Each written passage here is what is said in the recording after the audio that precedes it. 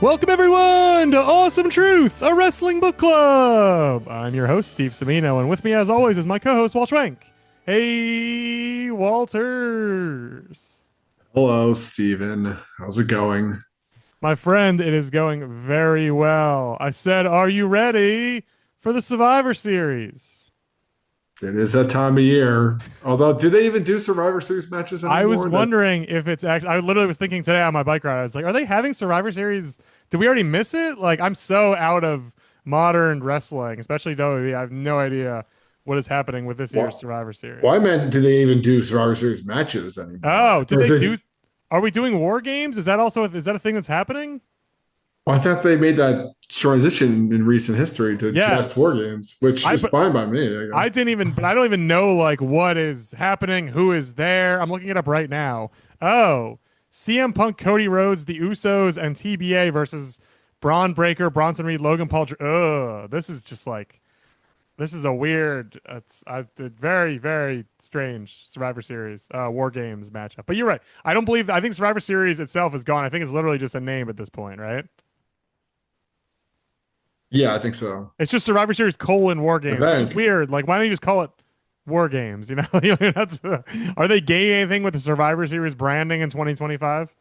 could even just call it war or Fall Brawl at this point. Yeah, could call it Fall Brawl and bump it up a few months. That would also be totally fine. No one would care, honestly. Or I mean, November is still fall, right?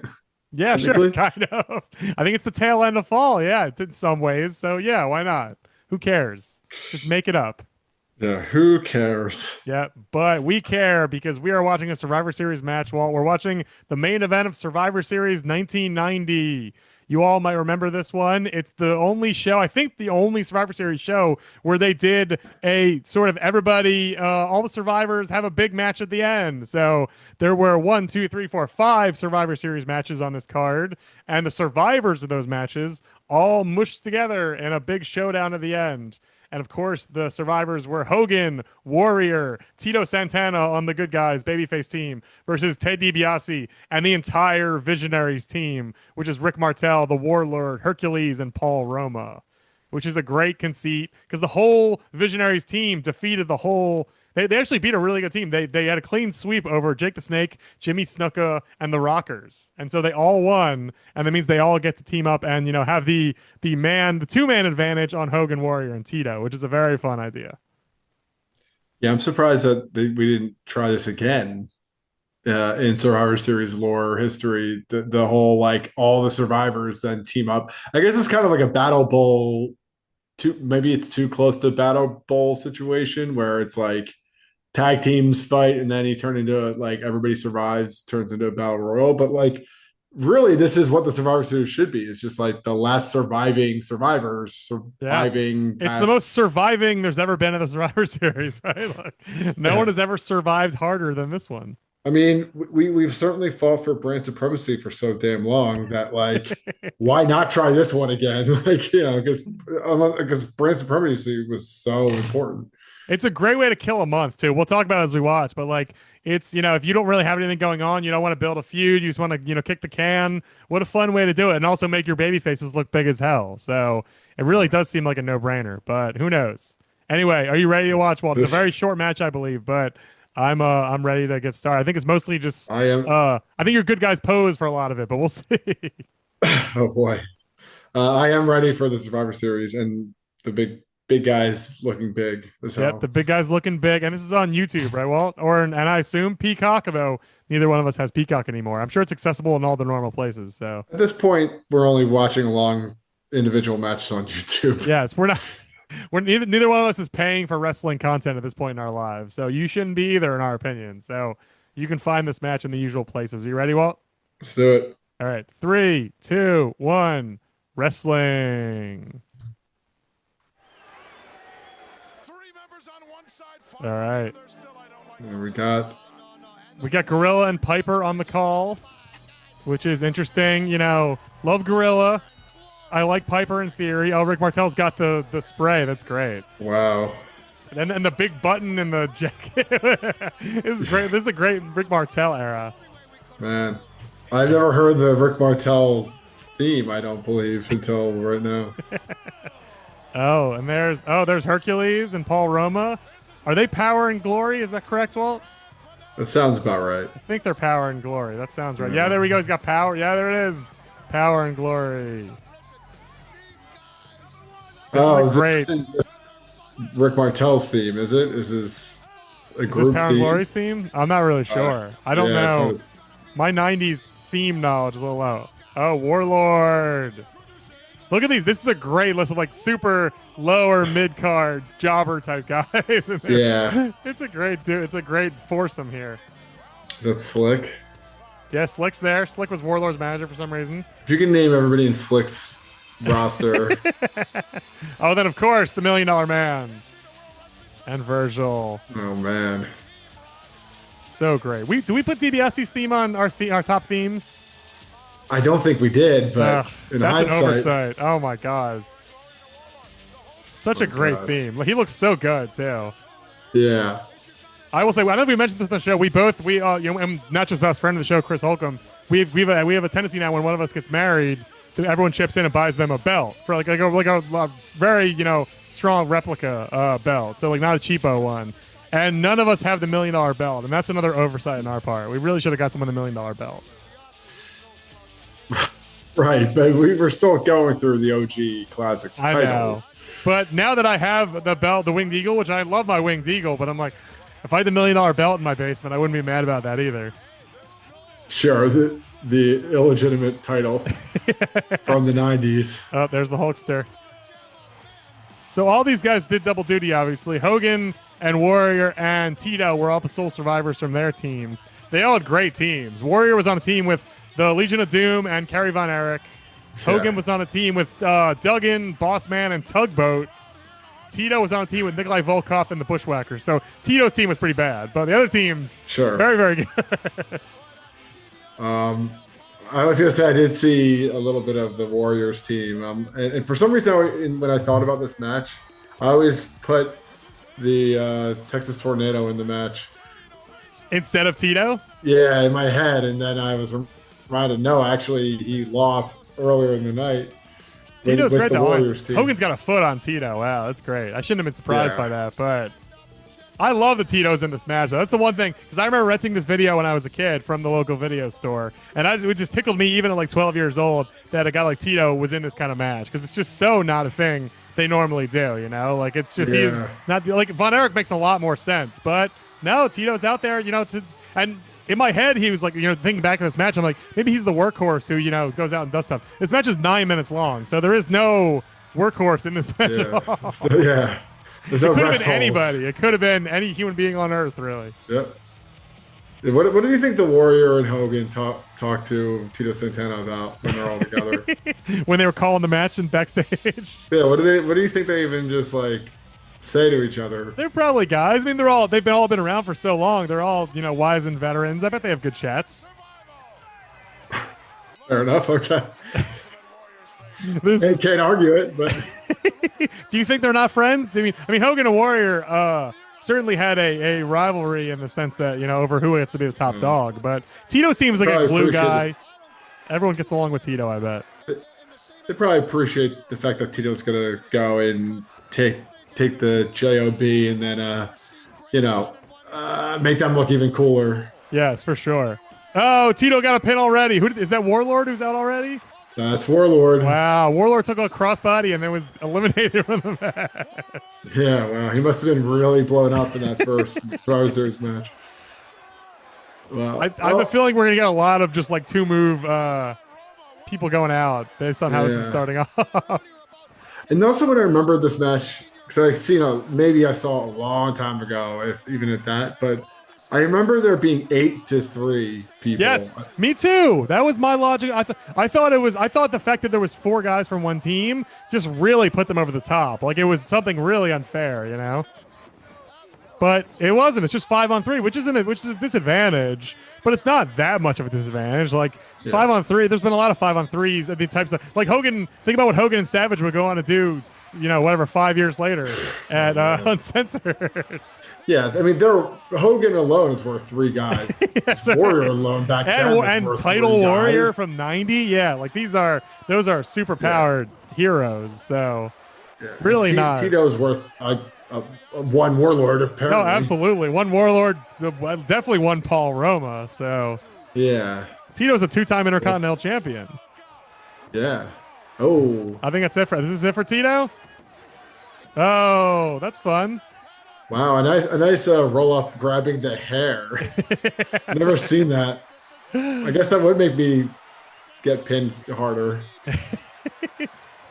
So Tito just sort of, they're not even really selling the disadvantage idea, really, huh? It goes too quickly. There's not even a moment to like determine. I wonder if someone went long and they were like, oh, we got to like speed run this main event, you know? Oh yeah, the Because, like, pay-per-view yeah, companies back in 1990 were a lot I less mean, the flexible. satellite dish turns off or whatever. That's the end of the show. So, Tape machine rolls. yeah. It's just funny because you think when Tito gets, like in any other, most other WWEs, when Tito gets eliminated, there's like an uh-oh moment where it's like, oh, 4-on-2 now. Like, 4-on-2, no, not much different than 5-on-3, but still, like, they really play up the idea. But it's also hilarious that, like, Warlord is maybe one of the guys you keep in this match longer because you're like, now he's got to face Hercules, Warlord, like DiBiase, like big guys. But instead, Paul Roma's still kicking. So that doesn't really Right. hold a lot of water. Yeah, what is like Paul Roma's like power level or like Yeah, player rating in 1990? Very low, under 70, I would have to say. I mean, like LOD was in a match earlier, Yeah, and that, like like we said, Demolition. that Warriors team of the Legion of Doom, Tornado, and Warrior, that's like Hall of Fame Hoss territory, Like those are all big Yeah, dudes. And these are such scrubby, lower level guys on the heel side of things. Like Martel's supposed to be a threat to Hogan. Like, I'm sorry. yeah. Maybe if it was 8 Martels, Yes. it's like those hypothetical fights. It's like one gorilla or 100 men. It's like if you gave me like 10 Martels, maybe I'd believe that Hogan would lose that match. But Which is so funny because like there are other bad guys they could have put in here. Like there was Earthquake, there was Slaughter, there was Mr. Perfect, like the whole Demolition. Like if they wanted big guys to put the fear of God in us as fans, there were a ton of options. But they just said, nah, no, thank you, we're good. yeah, We they want the got Warlord. scrubs. We Yeah. want Paul Roma to have a WWE main event in his career, on his resume. Well, maybe they thought more about the because like if you think about it, like the individual Survivor Series matches, like you had to have some star power. Like Mr. That's Perfect true. was on the opposite team against Warrior, and I don't know who was in the opposite end against Hogan, but like Yeah, the Hogan faced Earthquake and Barbarian and Haku, so that does make a lot of sense actually. Like you do kind of need to put 4 legitimate guys up against Hogan, or else that match sort of doesn't make any sense. right. Yeah, it's a weird sort of thing, but I do like it a lot, and it just doesn't. It's one of those things though, as many wrestling things are. I like it a lot when I think back about it, and even on paper, I look at it and go, "Ooh, this looks cool." And like you said, we put a match like this on, and you're like, "Ah, I see the flaws in this almost immediately." Yeah. I see how this maybe is not the best idea in the world. That maybe I liked because I was a child. Well, and also with the fact that Hogan's like getting worked over for the Warrior hot tag is definitely an interesting choice too. Yeah, worked over, but like I said, by a bunch of by scrubs, by Roma and Martel and Hercules. Yeah. They're about to superplex Hogan off the top rope. Whoa! Hogan is taking Jeez. This is the most damage I can remember. I mean, pops are back up, but Hogan taking a Oh. superplex. You do not see that every day. No, yeah, that looked really weird. From In a cool Hercules way. too. Like, when he's doing the weird, he did a weird pin there. I hope everyone's watching and they saw 69 pin, yeah. The 69 pin. That was It'd be so hard to kick funny. out of that too, yeah. For non-wrestling The, reasons. the most. He's not even hooking the leg though. I guess the clothesline. Oh, here comes Warrior. Like you said, getting the hot tag. Which Although Hogan didn't really need the it must tag. drive Hogan fucking insane to give someone else the hot tag. That must really. He probably still on his deathbed. He's probably thinking about the time he gave Warrior the hot tag in 1990 and how frustrating it was. But at the same time, how do you Hulk up if you don't get beat up a little bit too? That's true. It's weird to Hulk up if you're fresh. Like that's not really what the hulking up is about. That's true, but still coming out before Warrior. Warrior's got the belt. Warrior gets the hot tag. Like Oh, man. it's just really it's a very clear indicator of who the number one is. I will say Warrior Warrior looks 1,000 times cooler than the He model Rick does. Martel. It really does. He looks cooler than everybody. This is a great, this was like he's big, but he's not juiced to the. He's not as juiced as he is. We've seen bigger warriors. Like he looks normal. Looks like he can still move around. How tall is Warrior? Because he looks pretty tall compared to like Rick Martel, who's not like, Ooh, Brian Danielson. yes. He's tall, but seeing him next to Hogan, I'm reminded of how much taller Hogan is too. Oh, Well, Hogan is objectively a tall, big is the dude. model taking a powder? Yep. Wow. Well, It- if the heels aren't going to work together 1,000%, then this that's thing true. falls That's apart a pretty great quickly. wrestling conceit there. Hercules is pissed too. Ah. Well, DiBiase's like, I know how this one ends. That's right. I've been here You know, before. the opposite end of this fucking See, this is the kind tag of team stuff that match I like before. about Survivor Series and Rumbles and all that, though. Is like these guys obviously have history. Anyone who's in the audience is not a baby knows they have history, and it's a fun. They're a great duo to put together in a match like this. Like DiBiase was not getting a title shot at 90, but like it's very fun to put him and Hogan together, and everyone goes, "Oh, remember 3 years ago when all that shit happened? Like that was great." Well, then they did fight again in WrestleMania 9 for the Oh, tag that's titles right. with That's Money Inc., true. Of which is course. also weird to see. Yeah. Yeah, that's right. That's why I literally blanked on that. Not thinking about the But interactions that wasn't there. for the world title. That was for the No, tag titles and that's Hogan's true. return match for Vegas, whatever. But still, that is yeah. They've had a lot of moments together. I don't think of them instinctually as as famous rivals, but they've had a ton of stuff, a ton of back Oh, and forth. totally, yeah. Look at Ted taking that boot like a champ. And Oh, why doesn't he hook the leg? Hogan, hook the leg! Come on, you asshole! Jesus, yeah, he's ready to pop right up. he's doing such horrible. He's doing like the worst clotheslines and slams you've ever seen too. He looks terrible. Yeah, He's he being must. so lazy. War's got to get his shit in. Yeah, of course. This is really just like a scrimmage. It's so silly. Yeah, Which is we all very knew funny. how this is going to end anyway, but it's Yep, Hogan comes in to count. he only got a two though. Came in late. Oh, and Slick takes a punch too. Wow. Yeah, we all want to see Slick get his ass kicked. Everyone's most hated guy, Slick. Yeah, you're right. This is a scrimmage. I thought for a second Hogan was gonna come in and jump on Warrior's back and do like a double pin, and I was like, that would have been more fun. If they're like, well, let's both pin Hercules, Yeah, right. Wow. Well, that Yeah. Well, that's fun. It's a good idea. It is some like, Hogan, obviously Warrior era or 90s babyface shit where it's just like the fans are just literally all children and don't, really care. If you did it these days, people would complain and it have to be a very different thing. But I think the format is still sound, like there is a world where you have a cool babyface champ and you, like you said, or a couple of cool baby faces and you let them sort of run wild. But Hogan giving Warrior the thumbs up. yep. I like this gentlemanly This is display so of this point. weird, yeah. They're just like it's like one of those like you go first. No, you go first. No, I insist. You go first. But Hogan, of course, Yeah, went first. of course. And the crotch shots from the camera, Jeez. dicks right in people's faces. Unless if these two's got egos going to be any bigger, then this camera angle really sums it up. Well, what do you think, Walt, about the Ultimate Survivor Series showdown? Definitely not what I remember. No, I think I imagine a much different circumstance and match and everything. I really thought it was much longer too. I really thought it feels like they were out of time. It feels like they were crunched and they were just like, we got to speed run this thing big time because we do not have more than 9 minutes and 2 seconds. Yeah.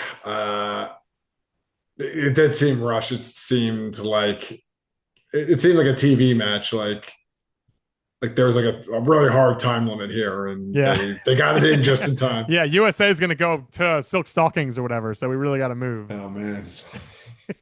So what do you think now that, like we said at the top, the War Games is sort of the whole thing for November?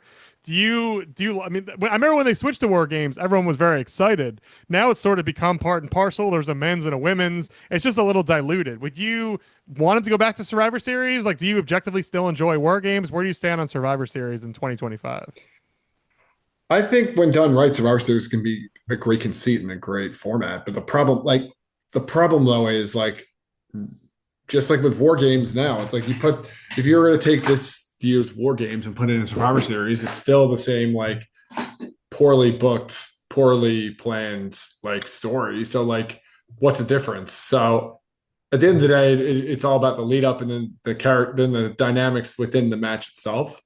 Because like even pointing out like DiBiase and like Hogan in the ring again for the first time in like years potentially. It's like, yeah, those are what make those Survivor Series matches in the last 30 years kind of fun is when you do those kind of like unpredict like lean on your history and put weird dynamics in this weird melting pot of just like a situation. So Yeah, I don't I know. agree, and I also think like I wish they weren't locked into the war games idea every year because when you have something like the Bloodline or even the Judgment Day or like a genuinely good heel stable, or then it's always fun to get some baby faces to team up and take them on. But if you like you said, you look at this year's, it's just a mishmash of guys. Like it's basically just a Survivor Series match in the first place. There's no animosity. Maybe there's some one-on-one animosity, but there's no reason for these 5 guys or these 10 guys total to be that mad at each other. Like at that point, you might as well just fuck around and do a bunch of dumb Survivor Series matches and have everybody have a good time. Like you're creating like you're putting a match that doesn't have stakes into a sort of setting that is built for stakes. And I think it just comes off as forced and strange. And I wish they gave themselves some flexibility. When we have the guys, we'll do a War Games match. When we don't have the guys, when we don't have a stable or a team that people really don't like, we're just going to do some other stuff. The one thing I will say though is the one thing that Survivor Series does have over War Games, which isn't admittedly not a whole lot of stuff, but like, in War Games, everything before everybody exits the cage is irrelevant. But in Mm-hmm. Survivor Series, there is a beginning, middle, and end because the early eliminations have long-term implications for the rest of the match and surviving and eliminations become part of the flow of the match. So like the beginning can be equally as exciting as the end, depending on what happens. Um, so Yeah, not absolutely. And I think neither one of us is crazy enough to advocate for a card like the '90s card, the '90s Survivor Series card, which is no. four-on-four matches and then a match at the end. Like that's a lot of Survivor Seriesing for people to watch.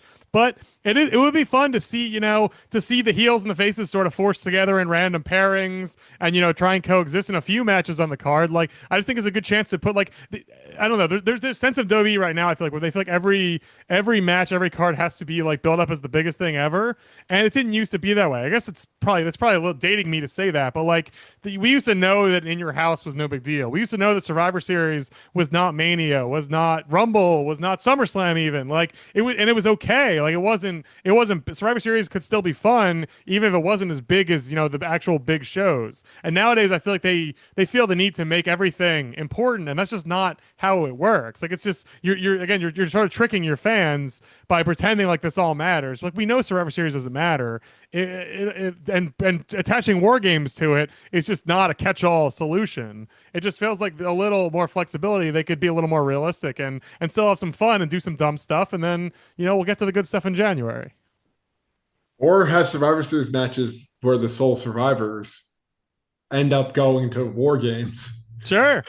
Something like that, yeah. Or Like yeah, try something. Yeah, just do something a little like I just cannot. Yeah, again, as someone as a lapsed fan at this point, pretty officially, who looks at the Survivor Series card as currently constituted, I'm like, there's no way I would pay money to watch this. Like, it's just not anything I care but about. also having that advantage going into a War Games, like the way that the 1990 Survivor Series unfolded, it's like maybe you do play with that where the advantage in War Games isn't like you start first, it's you get more bodies in the damn cage because Sure. you won the Survivor Series match.